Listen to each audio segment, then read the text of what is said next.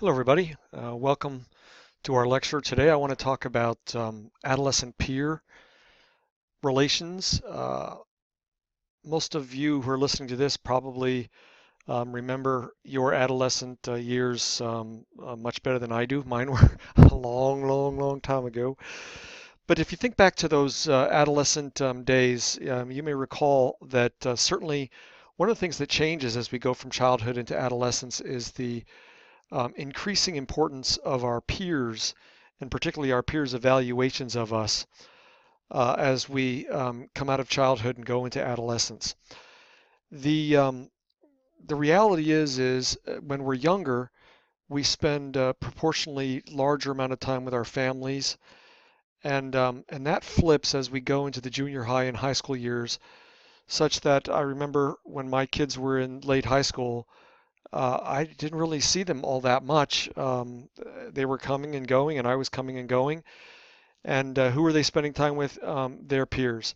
So the term peer is just individuals that are about the same age bracket or maturity level. And in the United States, clearly, because of our extended time in school and with fewer, at least in some places, adolescents having jobs and more time, not only in school, but sports activities, extracurricular activities, school peers become a pretty important aspect of development during adolescence. The slow reality of the change in life is that the waking time that I have, again, think of a typical adolescent, at least a typical adolescent in my house. You wake up, maybe you're at home for 20 minutes, half an hour in the morning, at school pretty much all day. Then there was almost always some kind of sports practice. And then my kids had sometimes youth groups, sometimes taekwondo lessons, and then doing homework. Larger and larger chunks of the day are spent with peers or in peer related activities, so that you can see this old study from 1968. In one investigation over the course of one weekend, young adolescent boys and girls spent twice as much time with their peers and families. I suspect that number, 50 years later, has probably gone up in terms of the proportion of time. There's been some debate about how, can we put it, necessary or important peers are. And the debate rages back and forth. Uh, Not only how important it is, but are peer relationships good for development, or are they bad for development? And like any broad question, the answer is all of the above. Clearly, if an adolescent has peers that are good friends and provide a lot, and we'll talk a little bit here about friendship, a lot of the positive aspects of friendship, and the peers are generally, can I put this, good role models, then peer relationships can be extremely positive for adolescents. On the other hand, if the opposite is true, then one's peers could be a source of trouble for you. And if we could look at the third category, we always have to remember that not all adolescents have a lot of friends and have a lot of peer support. Indeed, one of the things that we have to pay a lot more attention to is social isolation in the junior high and high school years. And a side effect of that sometimes is bullying of all sorts, live and in terms of social media and whatnot. Um, but I think we can simply say that, like any influence in your life, sometimes it's good, sometimes it's bad, by virtue of all kinds of different variables. Um, Peer pressure is one of those things that all of us remember, and we tend to associate it mostly with high school. But what we discover is that um, the most intense levels of peer pressure that most adolescents report are really in the early teenage years, eighth and ninth grade, and slowly as we get into the later years of high school, peer pressure becomes less important, and that's probably because our sense of self and our sense of identity, and indeed our peer our primary peer groups have shaped themselves by then, and we may feel um, less pressure to conform later on.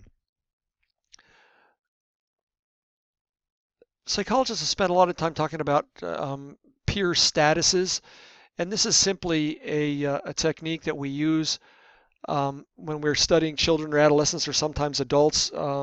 So if you got everybody in a like 100 people in a particular class, and you could simply um, hand out a handout and ask each person to indicate how much they like or dislike every other person, and then you come up with what we call a sociometric status, which tends to aggregate those likes and dislikes, thumbs ups, thumbs down, into 5 categories.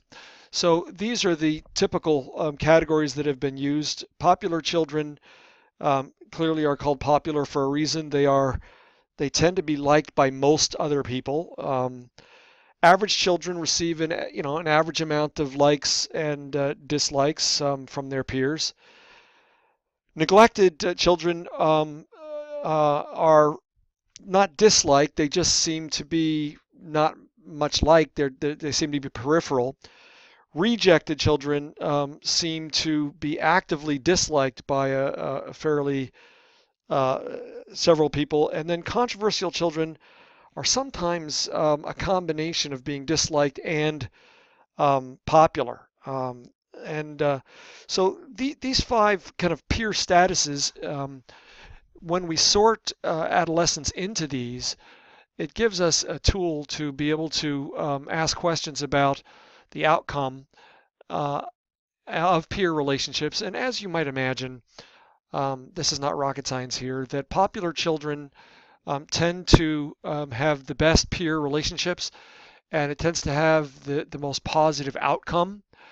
And average children and controversial children are kind of second, and neglected would be near the last, and rejected children, again, makes a lot of sense, seem to have the most developmental problems that emerge from poor peer relationships, sometimes conflict, sometimes feeling isolated, and all of the behaviors that can show up with that, including being bullied and being a bully. There's reasons why popular children seem to be popular behaviorally. They tend to have good social skills.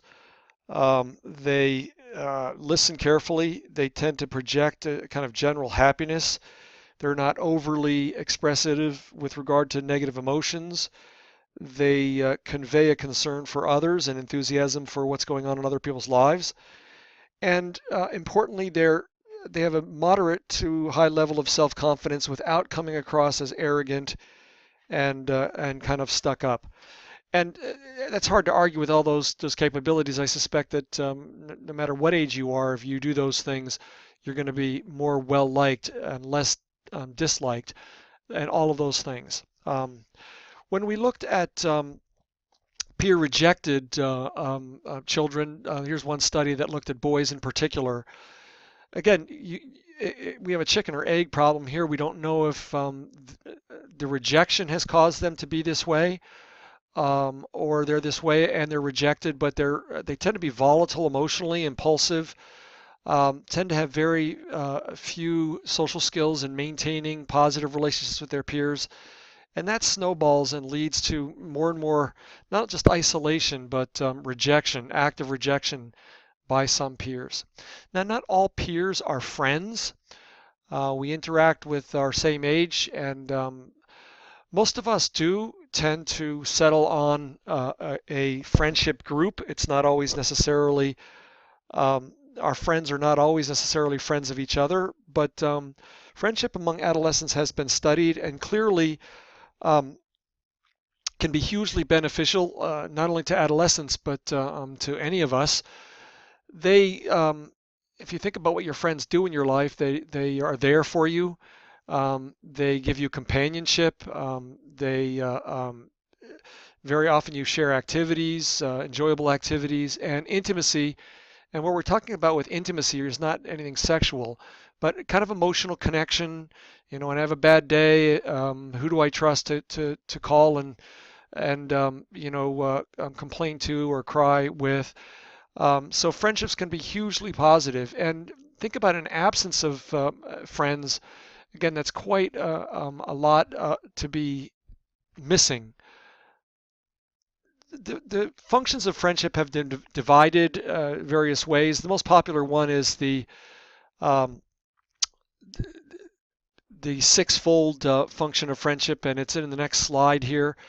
Um, uh, and here is what it is, and this is true not only of adolescent friendships, but any friendships, adult friendships. Certainly, I have friends that provide me these things, and these are relatively straightforward. Companionship, just someone to be with or a group to be with. Stimulation, someone to talk with, have ideas, arguments, physical support sometimes. If you need a ride to the airport, a friend of mine took me to the airport last weekend when I went to Chicago. And sometimes that physical support can be seen in a lot of other ways. Ego support, someone to listen, to tell you, you know, uh, to pick up your spirits. Maybe sometimes someone to confront you and tell you, hey, you're messing up in this area. Friends also give us a measure of social comparison. We're human beings and we're always comparing ourselves to others. And clearly, depending on who your friends are, that social comparison would take place in different settings. And finally, emotional closeness, sometimes affection. Certainly, depending on the nature of the friendship, when you're upset, this person would hug you, would kind of pat you on the head, or any number of those things. But it's hard to underestimate the value of friendship, and a lot has been talked about and studied. Do our adolescent friendships last? And you could probably think of some of your friends in high school, and depending how long it's been since you've been in high school, you could answer that question in different ways. The research shows that most of us do have at least people from high school that we are in touch with, especially with the advent of social media. You can have all kinds of quote unquote friends that you never see and never really talk to and just read their updates and whatnot. But the longer it's been since we are in high school, the less likely those friends are to continue. And again, my kids both moved away when they went to college, and they both talked about how when they would come home their freshman year, they wanted to see all of the friends from high school, and then sophomore year, okay, a little bit, and by the time they graduated, and now they're a couple of years out of high school, they both say, well, I've pretty much lost touch with those people. There's exceptions of that, but that's pretty much how it tends to bear out. The the the idea of friendship in adolescent is pretty much straightforward. That being popular is a huge advantage to any adolescent with their peers. The estimation of your peers during adolescence is a huge, huge concern. I remember my mom. I was talking, saying something one time about this kid that was a couple years older than me that I admired, and I was going on and on about Merle Ediger said this and Merle Ediger did that, and my mom said, "Well, I've said the same thing. Why is when he says it, it's profound, and when I say it, it's like, Mom." And I remember just pausing, and because I was a wise acre, I remember saying to my mom, "It's because he said it, Mom, and you didn't. You can't be cool. You're a mom, and Merle Ediger could be nothing but cool." And that's just the reality of peer interactions and friendship during adolescence. Um, I hope that you had good friends and still have good friends from your high school days. And I'll see you next time in the next lecture. Thank you for listening.